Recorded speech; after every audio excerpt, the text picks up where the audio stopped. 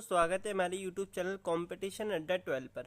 तो दोस्तों, आज हम पिनाकल एसएससी के अंदर जितने भी एग्ज़ाम्स के अंदर हिंदी पूछी जाती है उन सभी के लिए हिंदी को पढ़ने जा रहे हैं। तो चलिए शुरुआत करते हैं वर्णमाला से। वर्णमाला टॉपिक। वर्णमाला की परिभाषा दोस्तों, वर्ण यानी कि वर्ण का अक्षर मतलब होता है दोस्तों अक्षर, जो कि हम अल्फ़ाबेट लिखते हैं कुछ भी जो हिंदी वर्णमाला में, वो सभी अक्षर, और माला यानी कि उनकी जो जितने भी वर्ड होते हैं उन सब की एक माला।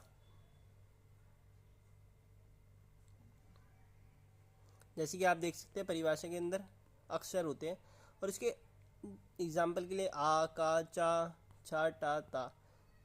बात कर लें वर्णों के व्यवस्थित समूह को वर्णमाला कहा जाता है दोस्तों। जो व्यवस्थित समूह होता है एक श्रृंखला में उसे वर्णमाला कहा जाता है, जिसमें 52 वर्ण होते हैं दोस्तों, और 11 मूल स्वर होते हैं, और 2 अयोगवाचक वर्ण होते हैं, और 29 व्यंजन का वर्णन मिलता है। टोटल जब भी पूछा जाए क्वेश्चन, ये काफ़ी बार आता है दोस्तों, तो 52 टोटल होते हैं।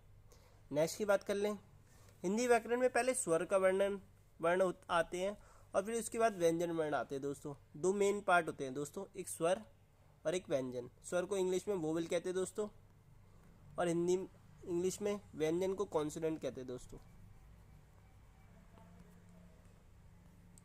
स्वरों की बात कर लें तो स्वर वह वर्ण होते हैं जिनका उच्चारण स्वतंत्र रूप से बिना किसी रुकावट से किया जा सकता है, और जो व्यंजन के उच्चारण में भी सहायक होते हैं। हिंदी वर्णमाला में स्वरों की संख्या, जो स्वर होते हैं हमारे, वो 11 होते हैं दोस्तों।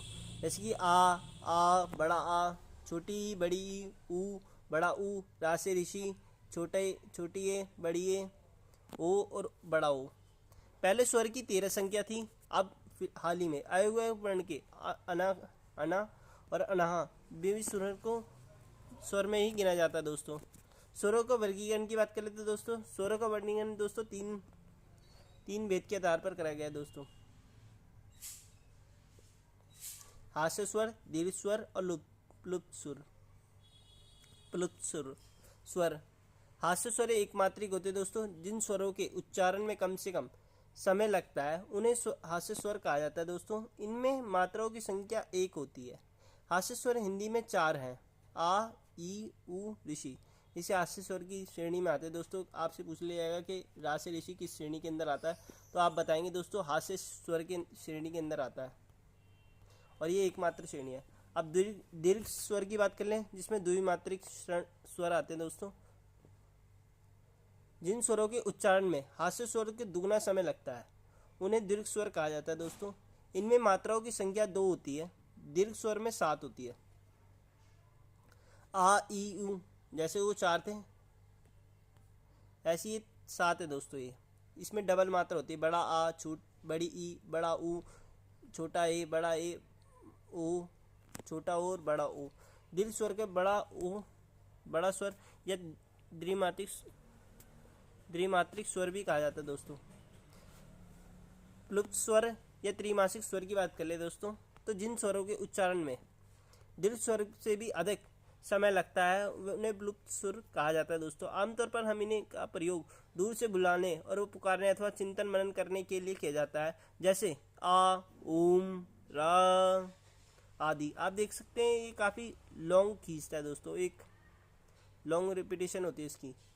इनकी कोई निश्चित संख्या नहीं होती, किंतु कुछ भी भाषाविद इनकी संख्या 8 निर्धारित करते हैं दोस्तों।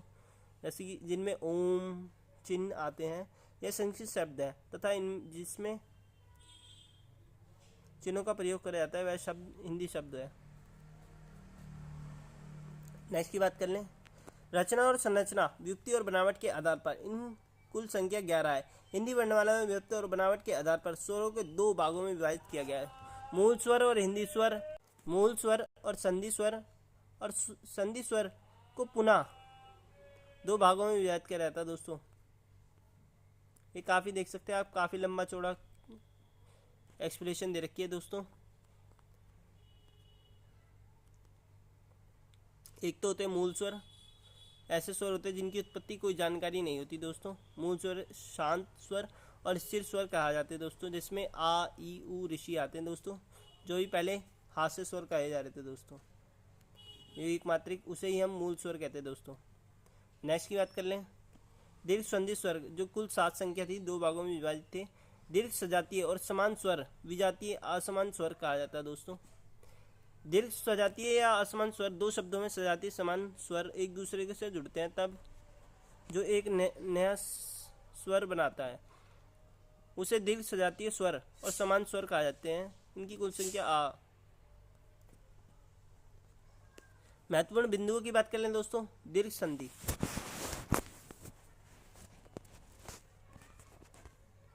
दीर्घ संधि स्वर की संख्या 7 होती है दोस्तों।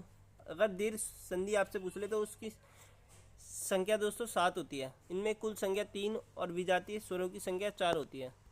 प्रत्यय या जिन्हें के आधार पर हिंदी के वर्णमाला में प्रत्येक तो दोस्तों हिंदी में 3 प्रकार से देख सकते हैं। प्रत्यय या जिन्हा के आधार पर जो भेद करे गए हैं, आग्रह स्वर, मध्य स्वर और पार्श्व स्वर आप देख सकते हैं। ये भी वैसे ही एक्सप्लेनेशन है दोस्तों, अलग अलग प्रकार से अलग अलग राइटर ने इसे एक्सप्लेन करा है, इनको भी पढ़ें। आगत स्वर यह अरबी और फारसी के प्रभाव से आए हैं। हिंदी की वर्णमाला में इनकी संख्या 1 है। आगत स्वर दोस्तों इसकी बात कर ले, क्वेश्चन जरूर आ सकता है क्योंकि अरबी और फारसी के जो स्वर हैं वो आगत स्वर के अंदर आते हैं दोस्तों। आगत स्वर का उच्चारण आ ओ के बीच में होता है। यह स्वर ओ शब्दों में इसके प्रयोग जैसे डॉक्टर, डॉलर आदि में प्रयोग होता है दोस्तों। आप देख सकते हैं जो ओ की साउंड आ रही है, जैसे इंग्लिश में AWO का साउंड आता है, ऐसी ओ का साउंड आ रहा है डॉक्टर। इसे आगत स्वर कहते हैं दोस्तों जो अरबी के हैं।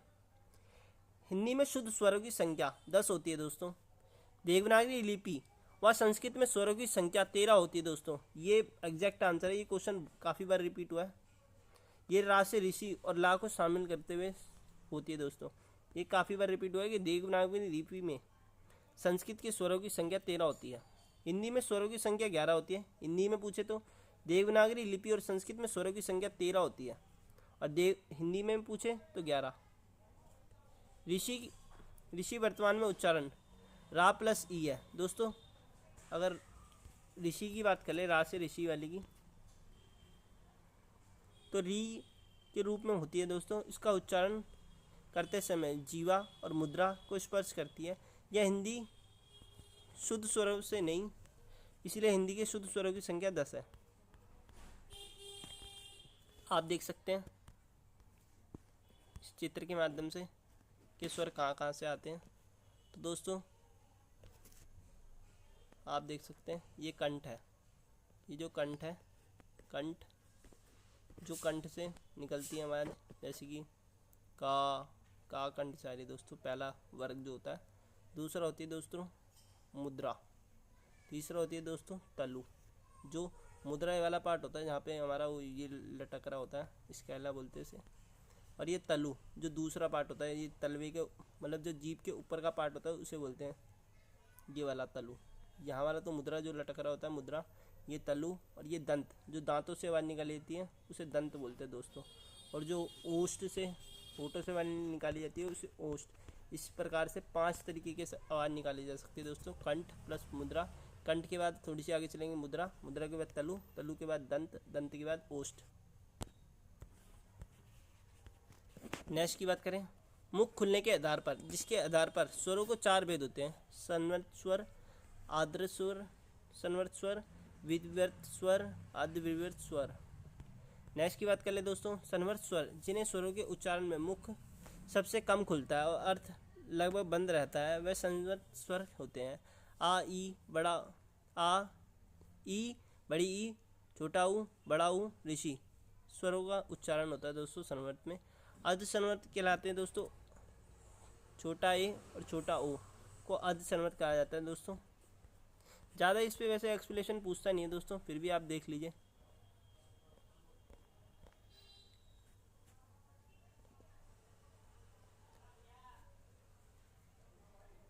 आप देख सकते हैं आवर्त स्वर और गोलाकार स्वर और वर्तामुखी स्वर, वर्ताकार, जिन्हें स्वरों का उच्चारण करते समय ओष्ठ और गोल के आकार हो जाता है, अर्थात वह वर्त जैसी आकृति ले लेता है। तो उसे ऊ, ओ, बड़ा ओ, छोटा ओ, छोटा ऊ, बड़ा ऊ और छोटा ऊ और बड़ा ऊ, ये सब वृत्ताकार स्वर के अंदर आते हैं दोस्तों। नेक्स्ट की बात कर लें, आवर्तमुखी या परस्वर आवर्ताकार, यह स्वर जिनका उच्चारण करते समय ओष्ठ और गोल आकार के नहीं होते, आप भी तो फैल जाते हैं। आप बोल के देखिए दोस्तों, आपको उच्चारण से पता लगेगा कि मुख से ओ निकालते समय आपका जो होंठ है वो कितने मुड़ रहे हैं। जिनका उच्चारण करते समय ओष्ठ गोलाकार नहीं मुड़ते, जैसे कि आ, ई, ऊ, आप बोल के देखिए 6 ऐसे स्वर है जिनके उच्चारण करते समय नहीं मुड़ते। नेक्स्ट की बात करें दोस्तों, मुख्य आकृति के आधार पर, यानी कि मुख्य आकृति के आधार पर। नेक्स्ट की बात कर ले दोस्तों, आ गए कंठा स्वर आ जो बड़ा आ और आ होता है वो कंठ से निकाली जाती है दोस्तों। ऐसी अलग अलग जहाँ से जिस मुख के हिसाब से, जैसे आपका मुख है उसके जहाँ से उच्चारण हो रहा है दोस्तों, वहाँ से उसे बांटा है दोस्तों। अभी मैंने जैसे बताया था आपको चित्र के माध्यम से, वैसे ही जैसे सबसे पहले आपके कंठ होता है जो सबसे नीचे, उसमें आ का उच्चारण वहीं से होता है, और बड़े आ का भी। तलु जो इसके ऊपर होता है ई, इसका उच्चारण यहाँ से होता है। कंठ प्लस ओष्ठ, ये एग्जाम में पहले एक बार पूछा गया दोस्तों, ये वाला भी कंठ, ये UPSI के एग्ज़ाम में अभी हम आगे क्वेश्चन करेंगे तो आपको ये देखने को मिलेगा दोस्तों।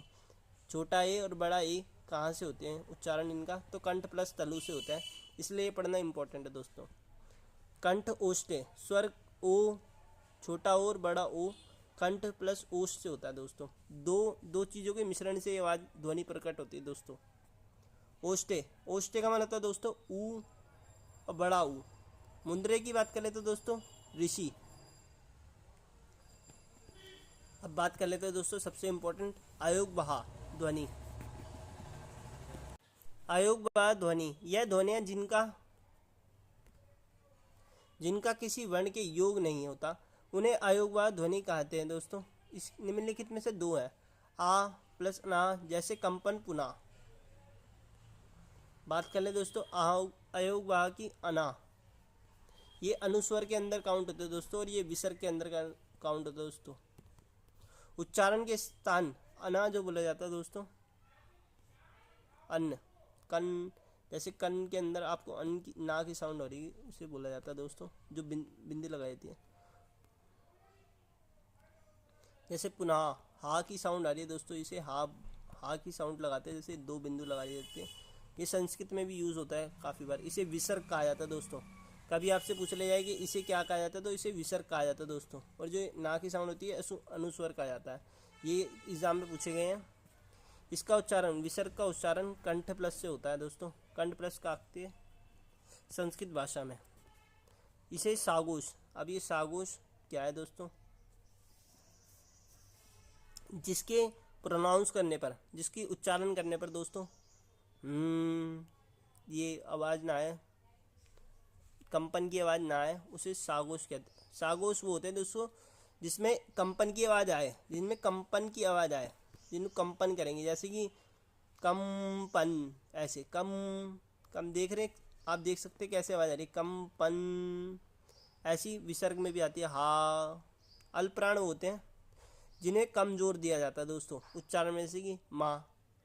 अब मैं ऐसे बोलूँ फा, तो महाप्राण होते हैं जिससे उच्चारण में ज़्यादा जोर दिया जाता है दोस्तों, जो लंबे खींचे जाते हैं उन्हें महाप्राण कहते हैं।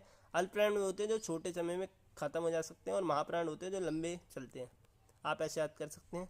इसके उच्चारण देखिए आप, डा णा, ऐसे ये इसके एग्जाम्पल है दोस्तों। नेक्स्ट की बात करें, अनुस्वर। जब किसी वर्ण का उच्चारण करते समय वायु केवल नाक से बाहर निकलती है, तब उसको व्यक्त करने के लिए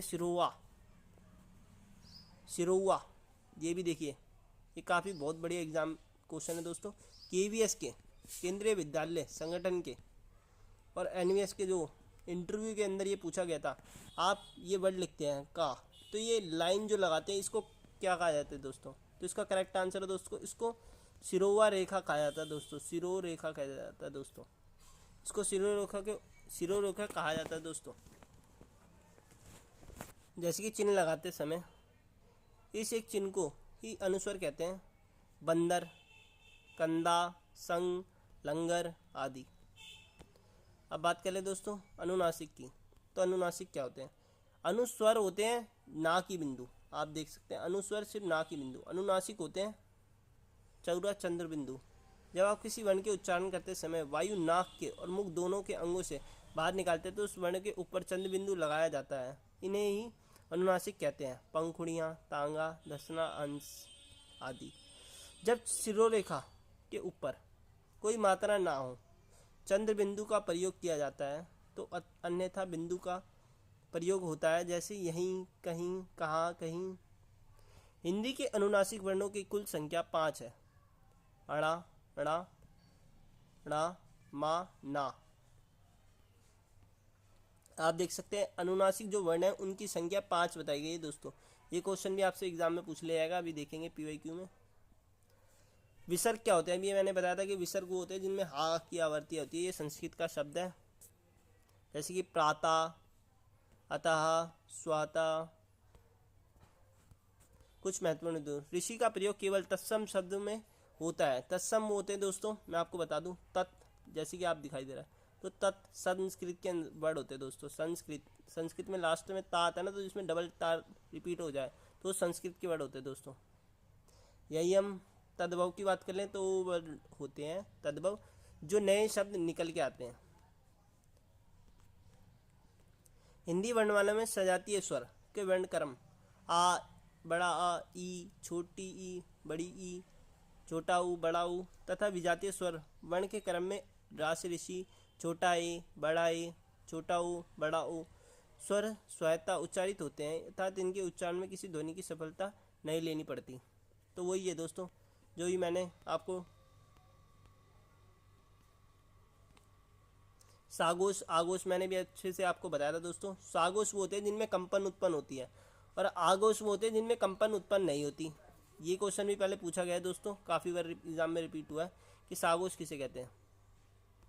अभी आप देखेंगे सागोश वो होता है जिसमें कंपन आती है, मैं आपको फिर बता दूं, और आगोश वो होता है जिसमें कंपन नहीं होती, जिसमें घोष नहीं होता कंपन का।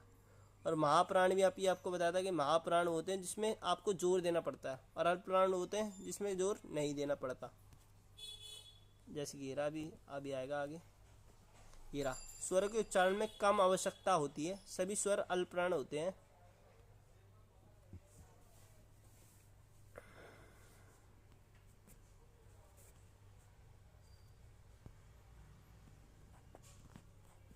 देखो ये दोस्तों, ये काफ़ी इम्पोर्टेंट है। अयुग्भाव जो वर्ड होते हैं, अयुग्भाव ध्वनि का प्रयोग मुख्यतः तत्सम में करा जाता है, तो संस्कृत में। अभी हम अयुग्भाव का पढ़ते हुए आ रहे थे, आहा, जो आहा लगता आ रहा था, आ के पीछे ऐसे आ, ये तत्सम संस्कृत के वर्डों में ज़्यादा यूज होता है अयुग्भाव, मैंने भी आपको बताया भी था। और जो विसर्ग होता है, विसर्ग का भी यही यूज़ करा जाता है दोस्तों, विसर्ग भी इसे ही कहते हैं।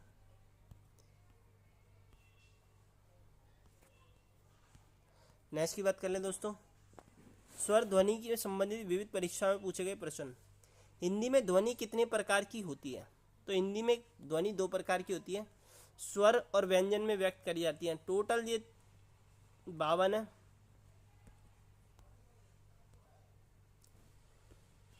वर्णमाला के स्पर्श व्यंजन की कुल संख्या कितनी है? तो दोस्तों आपसे स्पर्श व्यंजन की पूछ लें तो स्पर्श व्यंजन आपके 25 हैं दोस्तों। मूल दीर्घ स्वर कौन से हैं? आ, बड़ा आ, बड़ी ई, छोटा ऊ, ओ बड़ा ऊ आपके मूल दीर्घ स्वर है। शब्द की सबसे छोटी इकाई क्या कहलाती है? तो दोस्तों अभी मैंने आपको सबसे शुरुआत में बताया था, सबसे छोटी इकाई वर्ण कहलाई जाती है दोस्तों। एक से अधिक, नेक्स्ट क्वेश्चन है, एक से अधिक वर्णों के सार्थक मेल को कहते हैं शब्द। भाषा के सार्थक लघुत्तम इकाई किसे माना जाता है? तो शब्द को लघुत्तम सबसे छोटी इकाई माना जाता है दोस्तों। हिंदी भाषा के मूल स्वरों की संख्या कितनी है? तो हिंदी भाषा में मूल स्वरों की संख्या 4 है। तत्सम तद्भव 2 हो सकते हैं। अनुस्वर, जो अनुस्वर होते हैं ना की साउंड निकलती है, ये अनुस्वर हो सकते हैं दोस्तों। छोटी ई, बड़ी ई और रास ऋषि स्त्रीलिंग के वर्णन है दोस्तों। आप देख सकते हैं कि जहाँ पर छोटी ई की मात्रा दिखाई जाती है और रास ऋषि दिखाई जाती है, वो अक्सर स्त्रीलिंग वर्ण का और संकेत करता है दोस्तों। कौन सा स्वर संवर्त है? संवर्त ई है, छोटा ई। संवर्त की अभी आपको ऊपर एक्सप्लेनेशन समझाई थी दोस्तों। स्वरों के उच्चारण में लगने वाले समय को कहते हैं दोस्तों मात्रा। स्वर के भेद हैं, स्वर भेद हैं दोस्तों वर्णों के, जो ध्वनियाँ हैं उनकी तो भेद है। मात्रा स्वर को क्या कहते हैं? समरूप, ग्रैफिम। मात्रा स्वरों को ग्रैफिम कहते हैं दोस्तों, जो आप ग्राफ के माध्यम से दर्शाते हैं। हिंदी का अग्र और वर्ताकार संवर्त ध्वनि स्वर ध्वनि है ई। छोटी ये देख लीजिए आपके कितना इंपॉर्टेंट है, संवर्त ध्वनि और आवर्तकार अग्र और संवर्त ध्वनि है ई, छोटी। अब बात कर लेते हैं दोस्तों व्यंजन वर्ण की। जिन वर्णों का उच्चारण स्वरों की सहायता से होता है व्यंजन वर्ण कहलाते हैं। अर्थात व्यंजन बिना किसी स्वर की सहायता के नहीं बोले जा सकते। हिंदी वर्णमाला में व्यंजन की कुल संख्या 39 मानी गई है दोस्तों, जहाँ 13 हिंदी स्वरों की संख्या मानी गई है दोस्तों, तो व्यंजन की 39 मानी गई है दोस्तों। इसमें आप देख सकते हैं का, खा, गा, डा से लेके ज्ञा तक है दोस्तों।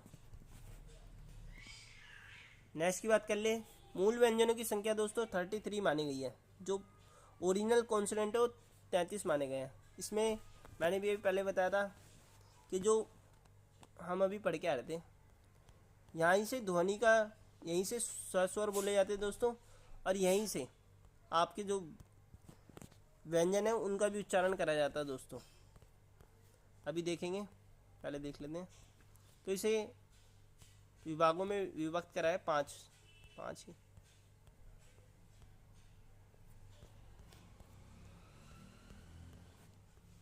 आप देख सकते हैं दोस्तों, सबसे पहला वर्ग है जो वो का वर्ग है, जिसे कंठ से बोला जाता है। मैंने भी आपको शुरुआत में बताया था कि आपका ये लैरिंग से मतलब जो शब्द है, और ये सबसे जो पहला वर्ग है जहाँ आपकी शुरुआत होती है वो कंठ से है, जो सबसे नीचे से आप कंठ से बोलेंगे।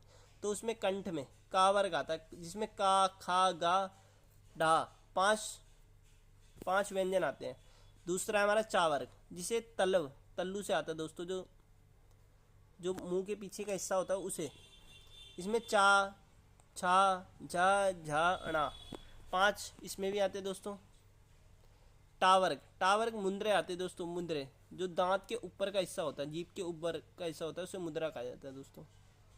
टा, ठा, डा, डा आप बोल के देख सकते हैं, आपको उच्चारण से महसूस होगा कि आप कहाँ से उच्चारण कर रहे हैं। उस जगह को ये अलग अलग नाम देके पुकारा जाता है। तावर की बात कर ले तो दोस्तों, ये दंत से है, यही ता, था, दा, धा, इसमें भी 5 संख्या है दोस्तों, 5 व्यंजनों को विभक्त करा गया है। अब लास्ट है पा वर्ग, जिसमें ओष्ठ से आता है दोस्तों। आप बोल के देखेंगे साथ साथ, पा, फा, ब, भ। आप देख सकते हैं पा, मैंने भी आपको पहले बताया था कि पा, फा, भ, भ। पा, फा में आप देखिए थोड़ा लंबा जा रहा है, तो इसमें महाप्राण चलेगा दोस्तों, और अल्पप्राण इसमें चलेगा, जो पहले वाले में। अब नेक्स्ट की बात कर लें तो स्पर्श स्वर्ण की, जो आपसे ये क्वेश्चन भी पूछ लिया जाएगा अक्सर एग्जाम में, आप इसे स्टार मार्क कर लीजिए। स्पर्श व्यंजनों की कुल संख्या कितनी है? तो स्पर्श व्यंजनों की कुल संख्या 25 है दोस्तों। अंतस्था,